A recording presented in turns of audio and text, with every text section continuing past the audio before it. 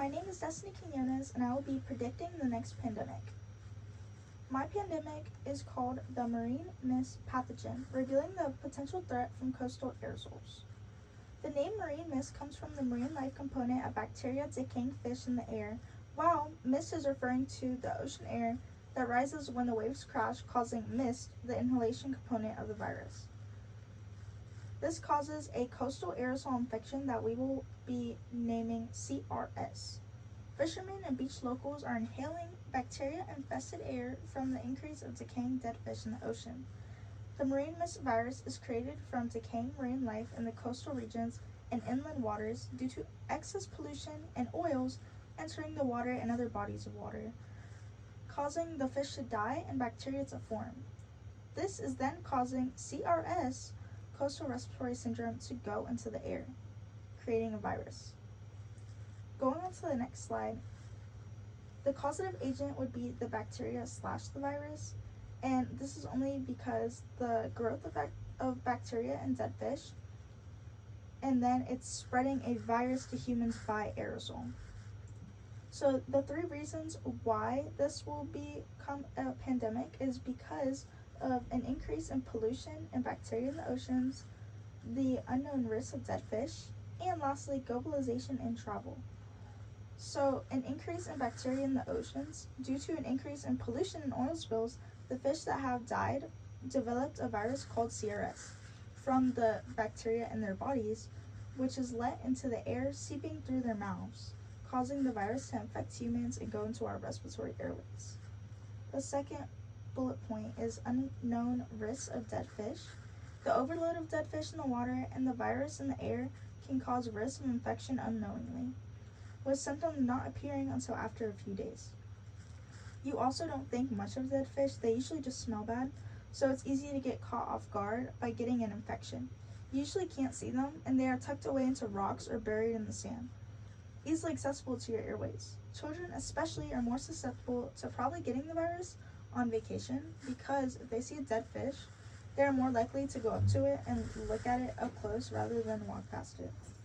Globalization and travel, our last bullet point. Fishermen going from port to port and being the most prone to getting the respiratory virus, spreading it faster due to interactions amongst the boat and ports. Let's also not forget the Coast Guard and other military professionals are also in the oceans. Also, because the virus is located near the coastal regions where people travel and vacation a lot, people on cruises and beach vacations have a high chance of getting the virus, spreading it around, and then giving it to people back home in their state or country. No one takes into account how much traveling a family of four could do and what effects it could have on the people around you, depending on what you're bringing home. So moving on to the next slide, the risk assessment, social economic factors. For these two bullet points, I have healthcare infrastructures and overcrowding. Healthcare infrastructures as in high demand for healthcare, and overcrowding like there's no social distancing possible on the beach. So bullet point A, because of the rise of this new pandemic and how rapidly it spreads from person to person, hospitals will be overfilled and outran with CRS and sick patients. This makes the hospital a breeding ground for the virus to be spread by aerosol, especially because most people will not be wearing masks because 1, they don't want to, or 2, because they will be so out of breath from the symptoms that they physically can't, and 3, they just probably won't know. Overcrowding, the second bullet point, is coastal areas tend to be very overcrowded with hotels, tourists, and of course the unlucky locals. This makes a very easy target to the people from the virus because it would be more easily transferable from person to person. In high traffic areas like the beaches in Florida, for example, where cruises pass by and tourists walk on the sand, where social distancing isn't even an option, overcrowding gives a breeding ground for the CRS virus as well. Moving on to the next slide, we have cultural factors. And for these two bullet points, I have cultural traditions with fishing and connections with the coast kind of people. So for the first bullet point, a problem with this found in pandemic is that the people associated with fishing who find fishing as a tradition or even for survival are not going to want to listen to the bad news of saying they can't do that anymore, or tell them that they do not have the opportunity to do that anymore. For example, in indigenous cultures, they rely on fishing to survive. It's like taking their major food source away, so they are less likely to listen because they need it to survive and, of course, live and eat and feed their families. And the second bullet point, connections with the coast. No matter the disease, pandemic, or illness, there will always be someone who does not listen to the rules and regulations put in place to keep them safe.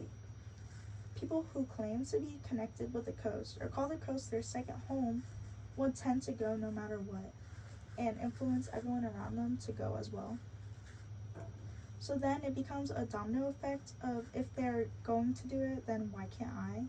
Which turns out to have everyone infected, and it spreads faster and stronger because no one is taking the necessary precautions to stop the spread of the virus. And moving on to the next slide, 2 surveillance strategies I have. So proposed disease surveillance. The first bullet point is tracking symptoms near coastal regions through hospitals data. Looking into hospital data to see symptom trends. And the second bullet point I have is to characterize the population at risk, so their demographic factors. So for the first bullet point, tracking symptoms near coastal regions through hospitals data. Since this is a known strategy that has been used before, I believe it is a safe option regarding how we know which areas are being affected the most. By being able to go into the hospital's data and seeing the common symptoms of the CRS virus and see the trend in the coastal areas, it would be a lot easier to contain and maintain the affected areas who need it most. And moving on to the second bullet point, characterizing the population at risk or the demographic factors. If we are able to characterize the population at risk and ensure they are well educated, it would make great use of our time and resources. Also, we could see if CRS is harming elders and children worse rather than the healthier population or like the middle age.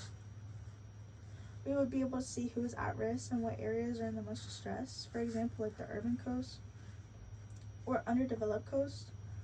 I think that by surveilling these areas, we would be able to see who needs the most help and who needs a more rapid response rather than others, especially fishermen, locals, and the Coast Guard. Moving on to the next slide, proposed disease management. So I thought of 3 things to manage the virus. The first bullet point is environmental monitoring. The second one is awareness, education, and campaigns. And the third one is investing in PPE, which stands for personal protective equipment. So going in, starting with PPE, wearing masks like the N95 could help with not spreading the virus from the decaying marine life to humans, or even from humans to human, of course. I think the fishermen should be given this PPE free of charge due to the fact that they have no choice but to be out there with the virus to feed the economy. Things like gloves, eye equipment, and masks should be given to help reduce the spread of the virus to locals, tourists, and as well as lockdown measures should be put in place to help contain the virus, and everyone should just stay away from the coast or go outside with masks like we have seen in the past. Going on to the second bullet point, environmental monitoring, which is taking test samples of different parts of the oceans and waters.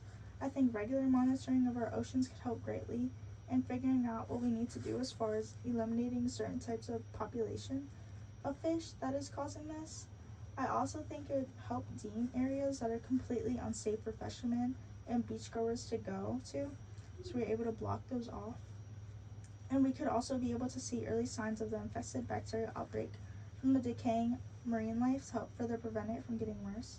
I also think that traveling to coastal areas when unnecessary should not happen to also reduce the risk of contamination. And lastly, the awareness education campaigns. Campaigns and educational awareness through media and newspapers could help get the message spread around fast on the dangers of the coastal areas at this time. Awareness to stay away from the bodies of water like lakes, oceans, and rivers could help keep the people away from this infection, then spreading it more inland, as well as providing education on the early signs and symptoms, what it will do to you, and how you get it.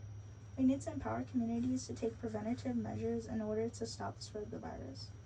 And lastly, going into our concluding remarks, After learning the different types of pandemics and illnesses and how they are caused during the semester, I have realized how any sort of change in the environment could cause a pandemic or a raging illness.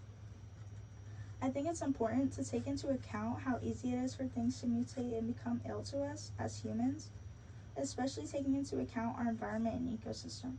As obviously there have been epidemics started with animals before, and with this in mind, it will not be surprising for decaying fish due to our poor oceans and bodies of water to start the next pandemic or raging illness. So my concluding remarks would be more aware of the environment around you. Rules and regulations are put in place to protect you. And lastly, this is a made-up pandemic, but it could always become an actual possibility. Thank you.